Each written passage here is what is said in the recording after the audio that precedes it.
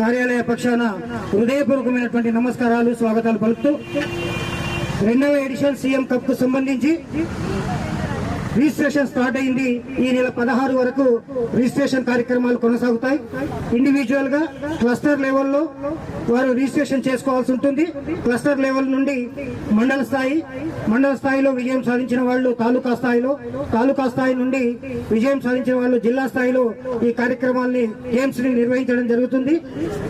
వీటన్నింటికీ కూడా ప్రధానంగా ప్రతి క్రీడాకారుడు కూడా గ్రామ స్థాయిలో ఆధారంగా చేసుకొని తప్పనిసరిగా వాళ్ళు రిజిస్ట్రేషన్ చేసుకొని ప్రింట్అవుట్ ద్వారా క్లస్టర్స్ ఏర్పాటు చేసి గౌరవ వ్యాయామ ఉపాధ్యాయులను అందరినీ కూడా ఇన్ఛార్జెస్ గా నియమించడం జరిగింది. ఇక్కడికి వచ్చిన స్టూడెంట్స్ కి, ఎన్సీసీ క్యాడర్ వాళ్ళకి, ప్రతి ఒక్కరికి యువతకు అందరికి కూడా నమస్కారం. సో మనందరికి కూడా తెలుసు, లాస్ట్ టైం మన జిల్లాలో సక్సెస్ఫుల్గా మనము సీఎం కప్ నిర్వహించడం జరిగింది. మరి అప్పుడు కూడా అదేవిధంగా గ్రామ పంచాయతీలో చాలామంది కూడా టీమ్స్ ఫామ్ చేసుకోవడం, కొన్ని ఇండివిజువల్ టీమ్స్ ఫామ్ చేసుకోవడం, కొన్ని గ్రూప్ టీమ్స్ కూడా ఫామ్ చేసుకోవడం. సో వాళ్ళు అప్పుడంతా కూడా రిజిస్ట్రేషన్ చేసుకొని మరి పెద్ద ఎత్తున మండల్ లెవెల్ అప్పుడు మనం స్పోర్ట్స్ నిర్వహించినాం. మరి మండల్ లెవెల్ ఎవరైతే విజేతలు ఉన్నారో వాళ్ళందరినీ కూడా మళ్ళీ మనం జిల్లా స్థాయికి పిలిపించి ఇక్కడ కూడా మనం జిల్లా స్థాయిలో కూడా గేమ్స్ నిర్వహించి మరి వాళ్ళందరినీ కూడా ప్రోత్సహించి ఇక్కడ క్రీడలు నిర్వహించడం జరిగింది.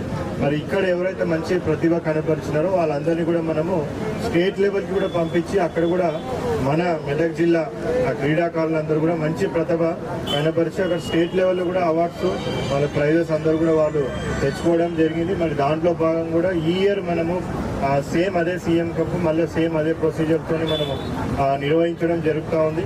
మరి ఎవరెవరైతే మెదక్ జిల్లాల క్రీడాకారులు ఎవరైతే ఎంతూజియాస్టిక్ పర్సన్స్ ఉన్నారో, ఇంట్రెస్టెడ్ ఉన్నారో, మరి వాళ్ళందరూ కూడా ఈసారి మనం ఆన్లైన్ రిజిస్ట్రేషన్ ద్వారా చేయడం అనేది కూడా జరుగుతూ ఉంది. మరి వాళ్ళందరూ కూడా ఆన్లైన్లో రిజిస్ట్రేషన్ చేసుకున్నట్టయితే ఆల్రెడీ పంచాయత్ సెక్రటరీస్కి మొత్తం ఇన్ఫర్మేషన్ కూడా వాళ్ళ విలేజ్ గ్రూప్స్లలో కూడా పెట్టమని చెప్పడం జరిగింది.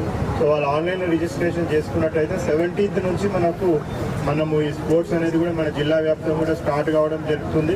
మరి అది ఆల్మోస్ట్ 28th వరకు కూడా మన మండల్ లెవెల్లో, అదేవిధంగా డివిజనల్ లెవెల్లో, ఇక్కడ మళ్ళీ జిల్లా స్థాయిలో మొత్తం అంతా కూడా ఫిల్టర్ చేసి ఎవరెవరైతే ప్రతిభ కనపరిచిన వాళ్ళందరినీ గుర్తించి మళ్ళీ తర్వాత మనము తదుపరి రాష్ట్ర స్థాయి పోటీలకు కూడా ఇక్కడ ఫస్ట్ వచ్చిన వాళ్ళందరినీ కూడా ఎవరెవరైతే ప్రతిభ కనబరుస్తారో వాళ్ళని పంపించడం జరుగుతుంది.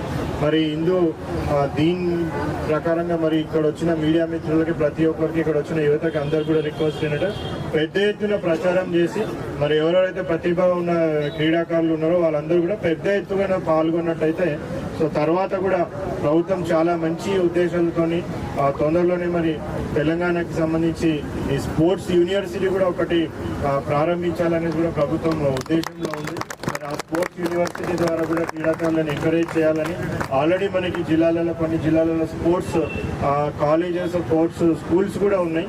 సో ఇంకా కూడా మనము మెరుగుపరిచే స్పోర్ట్స్ యూనివర్సిటీ కూడా తొందరలోనే ప్రారంభం అవుతుంది. కాబట్టి సో ఇప్పుడున్న వాళ్ళందరూ కూడా పెద్ద ఎత్తున పాల్గొని మరి వాళ్ళ ప్రతిభ కనబరిచి జాతీయ స్థాయికి కూడా వెళ్ళే విధంగా కూడా మన క్రీడాకారులు తయారు కావాల్సిన అవసరం ఉంది.